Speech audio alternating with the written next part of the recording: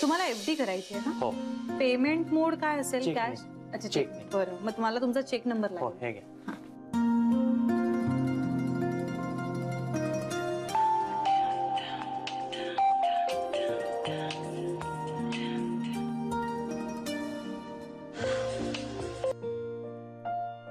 बोला. तू बोल. काय बोलू? तेच जे तुझं अर्धवट राहिलेलं वाक्य आहे ना, ते बोल. मी? हो. जानवी, याला काय अर्थ आहे ग? म्हणजे लोकांच्या डोक्यात असं पिल्लू सोडायचं आणि आपण मात्र सुखात राहायचं, बरोबर आहे काय? तू हसतेस का? जानवी, मी काय विदूषक आहे का? काही विनोद केला का मी? ऐका ना, खूप गर्दी आहे, आपण नंतर बोलूया. चालेल, म्हणजे बाकी सगळं आपण नंतर बोलू, पण ते सकाळचं एक वाक्य परत बोल ना. काय ना, मी नीट ऐकलं नाहीये. का नाही ऐकलं? कारण एक मुलगी इतकी वेड्यासारखी गाडी चालवत होती ना, मी तिच्या शेजारी माझा जीव मुठीत धरून बसलो होतो. त्यामुळे जीवाला सुखवणारी वाक्य माझ्या कानावर पडलीच नाहीयेत. अच्छा, म्हणजे तिचं ड्रायव्हिंग नाहीच आवडलं का? अगं, ती मुलगीच आवडते मला, त्यामुळे काय, मला तिचं सगळंच आवडतं, अगदी ड्रायव्हिंग सुद्धा. आणि सांगू, गप्पा बसा श्रीरंग. मला तिचे डोळे, तिचं हसणं, तिचं वागणं, तिचं बोलणं, तिचं रुसणं, रागावणं, चिडणं सगळं आवडतं. श्रीरंग, मी खरंच कामात आहे, आपण नंतर बोलूया प्लीज. फोन ठेवा ना. मी जर आता फोन ठेवला तर मला काय मिळेल?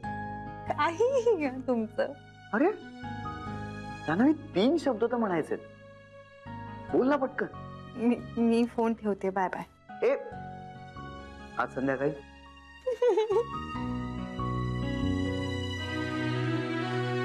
तुझ्या या हसण्याचा अर्थ हो असा घ्यायचा का मी? बाय.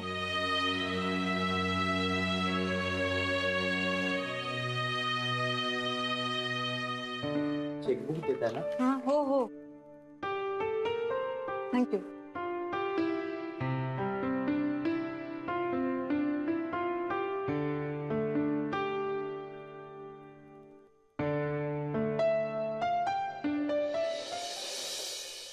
आणि मी ना पटकन श्रीच्या बाजूच्या सीटवर जाऊन बसलो. इतके चेहरे पडलेले दोघांचे. आणि मग तुम्ही खूप हसलात हो ना? मनातल्या मनात ग, असं त्यांच्या समोर नाही. दुष्ट आहे का कांता तू? काय गंमत ग. ऐक ना, श्री सारखा आरशातनं मागे मागे बघत होता, सारखा. इतका की थोड्या वेळाने मी त्याला विचारलं, काय रे मागून कोणी हॉर्न वाजवतंय का, सारखा मागे बघतोयस ते? एवढा गडबडला, जान्हवी तर खिडकीच्या बाहेरच बघायला लागली. भाऊजी, खरंच मला असं वाटतंय ना की मी तिथे का नव्हते. झाला नसता वहिनी. या सगळ्या गोष्टीने आपल्या कधी लक्षातच येऊ शकत नाही. जी बारीक नजर असते सगळीकडे. अरे फिर हम उडती चिडिया के पंख मोजणाऱ्यांमधले आहे. बघ आई. कांता, फार छळ नकोस त्यांना. आत्ता कुठे गाडी रुळावर येते, रुळावरच राहू दे ती. मी काय लगेच धक्का देणार काय गाडीला? पण ऐक ना, गंमत ऐक ना, येताना ना मी श्री बरोबर पूर्ण वेळ कामाविषयीच बोलत बसलो. खूप बोललो. त्यांना दोघांना काही बोलूच दिलं नाही, एक अक्षरही बोलू दिलं नाही. त्यांना दोघांना बहुतेक कुठेतरी जायचं होतं. माझ्या ते लक्षात आलं. मग मी काय केलं, श्रीला घाई केली. म्हटलं चला पटकन घरी चला, मला घरी जायचं काम आहे. त्यांना मला इकडे सोडावंच लागलं. आणि मग ते इथनच अटकले. वा, छान. कांता, अशाने तू त्यांच्या लव्ह स्टोरीतला विलन होणार आहेस. म्हणजे विलन महत्वाचा असतो बेबी. अरे कुठली सिरियल बघ, सिनेमा बघ, विलन महत्वाचा आहे. हिरो हिरोईनचा डायबेटिक गोडगोडपणा लोक किती वेळ सहन करणार? विलन पाहिजेच. विलन नसेल तर हिरो हिरोईन मधलं प्रेम कसं वाढणार, ओढ कशी वाढणार? सो जान्हवी आणि श्री मधलं प्रेम वाढावं म्हणून मी हे सगळं करतोय.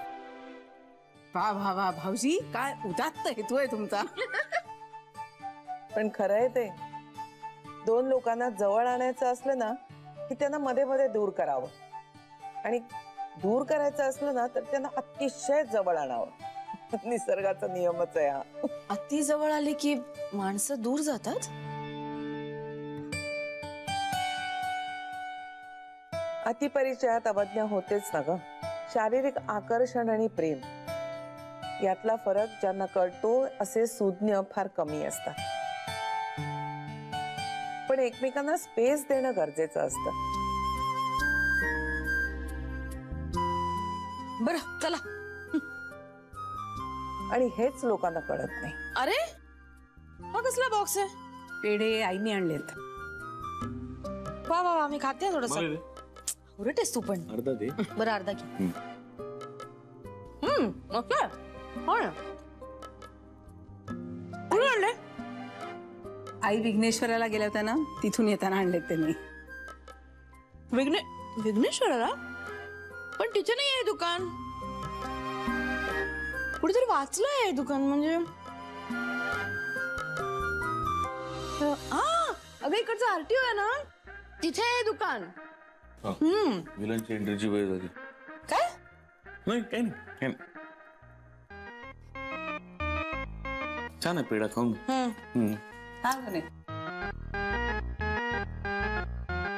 हा हा हॅलो श्री, अरे कुठे आहात तुम्ही? लवकर या, वाट बघतोय आम्ही सगळे. हो हो, निघालोय. हो, yes, on the way. Bye bye. चला, निघावं लागणार आहे. बरं, जाताना आता तू गाडी चालवणार आहेस की मी चालवू? तुम्ही चालवा. वा, आता हळूहळू माझं हेही काम तूच करणार आहेस असं वाटतंय मला. नाही, मला आवडतं तुम्ही गाडी चालवता ते. म्हणजे तुमच्या शेजारी विश्वासाने बसायला खूप आवडतं. पण मग शिकलीस का गाडी? स्वतःला चॅलेंज म्हणून. म्हणजे माझ्या मनातून भीती गेलीये हे स्वतःला आणि तुम्हाला सांगता यावं ह्यासाठी. नाही पण खरंच जान्हवी, अगं काय सॉलिड धक्का दिलास तू मला. काय ग, कुठे शिकलीस कुठे तू? आणि कोणी शिकवलं तुला?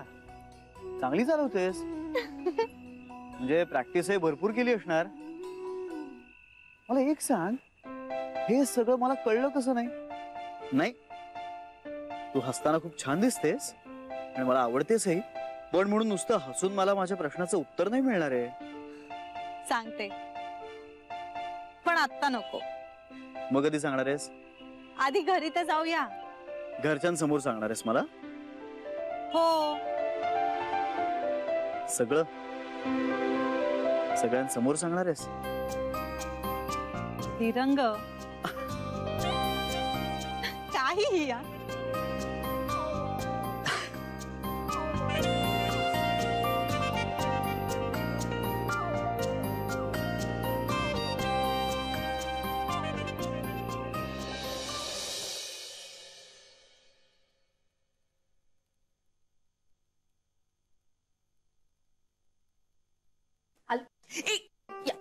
इकडे या दोघ जण. बसा बसा बसा. अगं बेबी, बस आधी, बस खाली, बस बस. हा बस.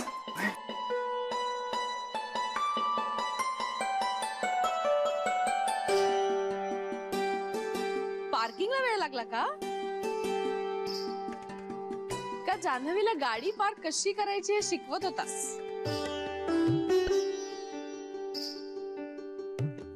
गप ग बेबी. बरं एक मिनिट, आधी मला या पेढ्यांचं रहस्य सांगायचंय आणि मग पुढे बोलायचं. सांग.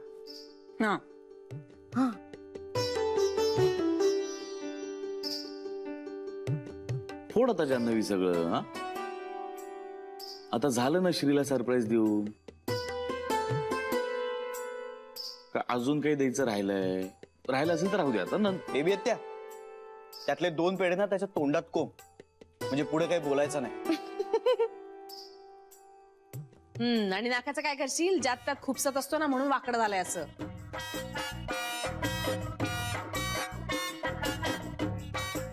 तरीच म्हटलं म्हणजे नाकाचा उल्लेख कसा काय नाही झाला अजून. काही नाही का बेबी, जळतेस तू, जळतेस माझ्यावर. तुझं ना काय ना हत्तीने पाय दिल्यासारखं ठरवलंच तरी खूपच येणार नाही कुठे. भाऊजी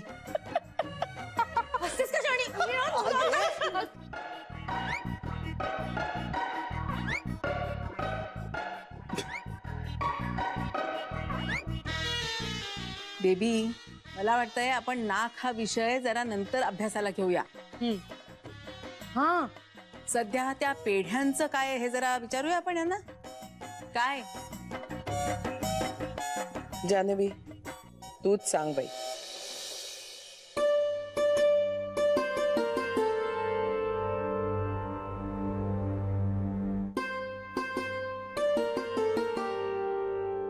मला ना लहानपणापासूनच गाडी चालवण्याचं खूप अट्रॅक्शन होतं. म्हणजे मी जेव्हा एखाद्या व्यक्तीला गाडी चालवताना बघायचे ना, तेव्हा मला इतका आदर वाटायचा त्या व्यक्तीचा. आणि आमच्याच घरी काय शेजारी पाजारी कोणाकडेच गाडी नव्हती कधी, त्यामुळे गाडी चालवणं ना हे माझं स्वप्न होतं. आणखी एक गोष्ट होती, म्हणजे आजूबाजूची माणसं जेव्हा एखाद्या बाईला स्पेशली कशी गाडी चालवता येत नाही किंवा कसं बायकांना पार्किंगच करता येत नाही असं म्हणायच्या, तेव्हा मला खूप वाईट वाटायचं. म्हणजे कधीतरी तर असं वाटायचं लोक आपल्यालाच बोलतायत का. मग एकदा आई-आजींशी बोलताना मला कळलं की आई-आजी स्वतः गाडी चालवतात आणि माझा इतका आदर वाढला ना ते ऐकून तुमच्याबद्दल. मला खूप अभिमान वाटायला लागला. आणि मग एकदा आम्ही दोघीच लॉंग ड्राईव्हला गेलो होतो, तेव्हा मी आई-आजींना ज्या आत्मविश्वासाने गाडी चालवताना पाहिलं ते पाहून मी भारावून गेले होते खरंच.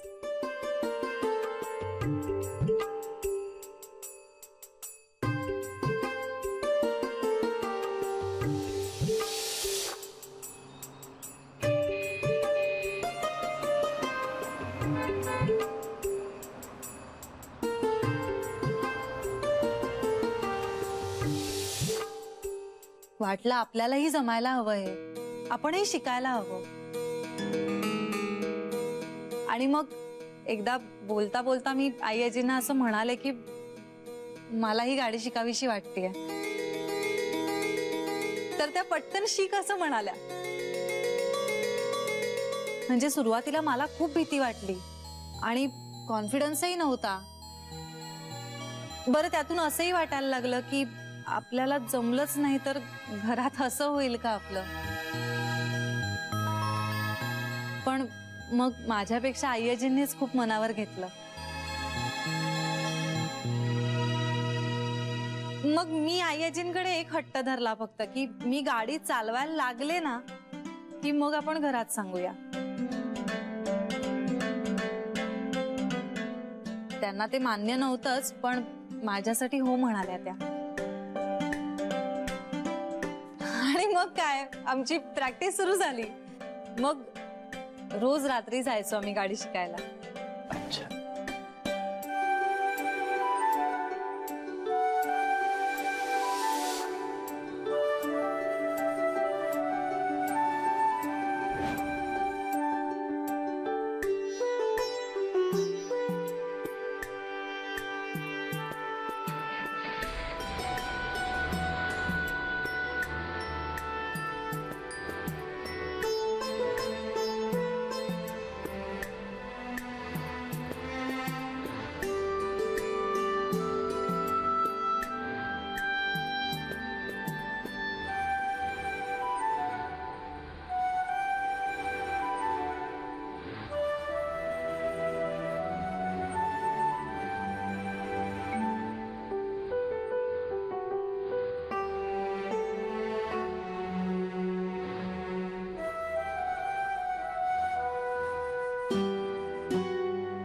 सुरुवातीला मी इतकी घाबरले होते माहितीये.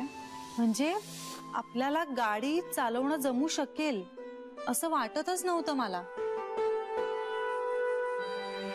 पण आई-आजींनी मात्र ध्यास घेतला होता मला गाडी शिकवण्याचा. त्यांनी मला लंच आवर मध्ये एका मोटर ट्रेनिंग स्कूल मध्ये सुद्धा घातलं होतं. म्हणजे मी जायचे प्रॅक्टिस करायला. बर. मग हळूहळू भीड चेपायला लागली होती. पण तरीही अजून पुरेसा आत्मविश्वास येत नव्हताच. त्यातून जर आपल्या घरच्या गाडीवर प्रॅक्टिस करायची म्हटली तर मला इतकं दडपण यायचं, म्हणजे वाटायचं आपण कुठेतरी जाऊन आदळू, आपण काहीतरी नुकसानच करू. घरच्यांना काय वाटेल, आणि मुळात गाडी चालवताना सगळे कंट्रोल आपल्याच हातात असतात ना. मग अशा वेळी जर आपण गिअर टाकायलाच विसरलो किंवा सिग्नल द्यायचे राहिले आणि काही मोठा प्रॉब्लेम झाला तर, मग अशा विचारांनीच मला खूप भीती वाटायची. आणि मग मी आई आजींना काहीतरी कारण द्यायला लागले, म्हणजे माझं पोटच दुखतंय, आज जरा डोकंच दुखायला लागलंय. पण मग आई आजी रागवायच्या माझ्यावर आणि मला घेऊन जायच्या गाडी शिकवायला. आणि मग मी तुमच्याशी बोलले. म्हणजे मला असं वाटलं की श्रीरंगकडून शिकूया ना आपण गाडी. पण मग सगळाच गोंधळ होऊन बसला.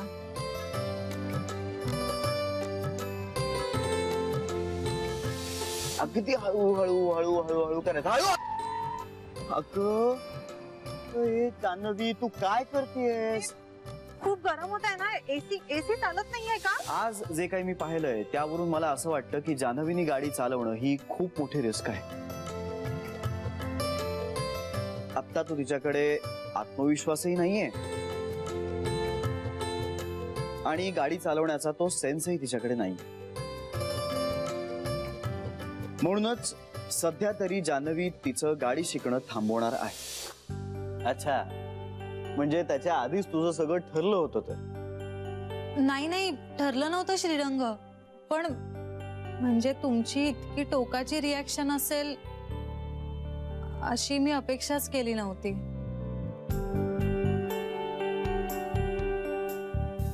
मी ठाम नकारच दिलात मला. नाही, तुम्ही चुकीचं वागलात असं नाही म्हणत आहे. तुमचं अजिबात चुकलं नव्हतं, बरोबर होतं तुमचं. पण त्यानंतर मी पुन्हा डळमळीत झाले आणि थोडासा कॉन्फिडन्सही गेला, घाबरले.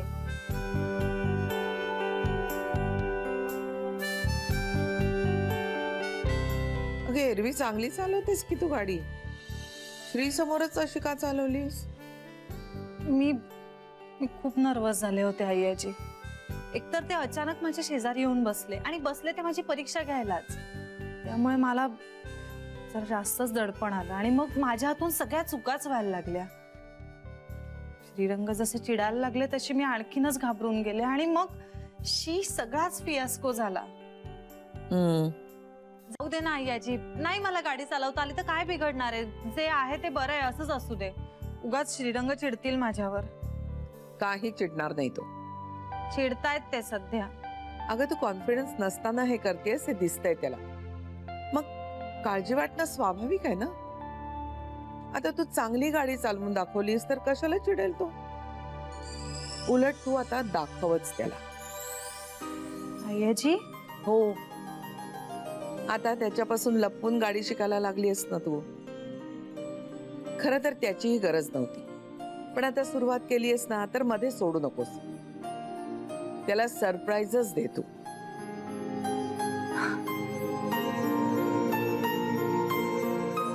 नाही आई आजी, पुन्हा परत कधीच मी गाडी चालवत असताना ते माझ्या शेजारी नाही बसणार. ते बघू नंतर. आधी मुळात तू चांगली गाडी चालवायला शिक. मला जमेल का? का नाही जमणार? अगं जगात इतकी जण गाडी चालवतात, तुला का नाही जमणार? हे बघ, अपयशाने खचून जाणाऱ्यातली नाहीयेस तू. एक एम ठेव, ध्येय ठेव डोळ्यासमोर. नक्की सगळं जमेल तुला. ओठ्यात रडत बसू नकोस. श्रीला सरप्राईज दे, त्याला इम्प्रेस कर, त्याला परत तुझ्या प्रेमात पाड. नक्की जमेल तुला. अगं तुला जमणार नाही असं वाटलं असतं तर मी करायला सांगितलं असतं का तुला? आई आजींच्या बोलण्याने मला धीर आला, स्फुरण चढलं आणि आता आपण हे करायचंच असं मी ठरवलं. म्हणजे श्रीरंगांना गाडी चालवून दाखवायचीच असं ठरवलं मी. आणि मग मीही मनावर घेतलं. जमेल त्या लोकांशी ड्रायव्हिंग बद्दल सतत बोलायला लागले. जे काही शिकता येईल ना ते सगळं शिकून घेण्याचा प्रयत्न करत होते. म्हणजे प्रत्येकाकडून मी थोडं थोडं शिकायला लागले. आणि सगळ्यात महत्वाचं म्हणजे श्रीरंगाच्या ड्रायव्हिंगचं खूप बारकाईने निरीक्षण करायला लागले.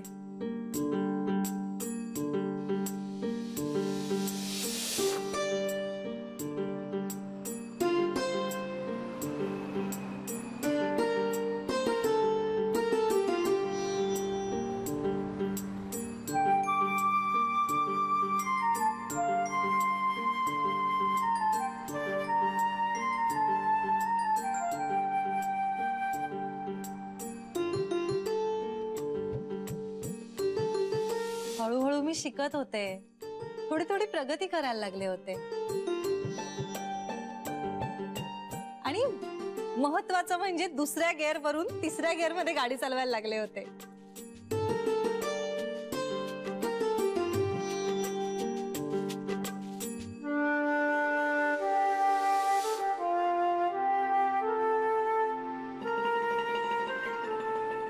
अरे वा. दुसरा गिअर पण टाकलास की. आला आला कॉन्फिडन्स आला. बरं आता स्पीड पकडून थर्ड बघ टाकता येतो का. आणि टाक थर्ड. शाबास.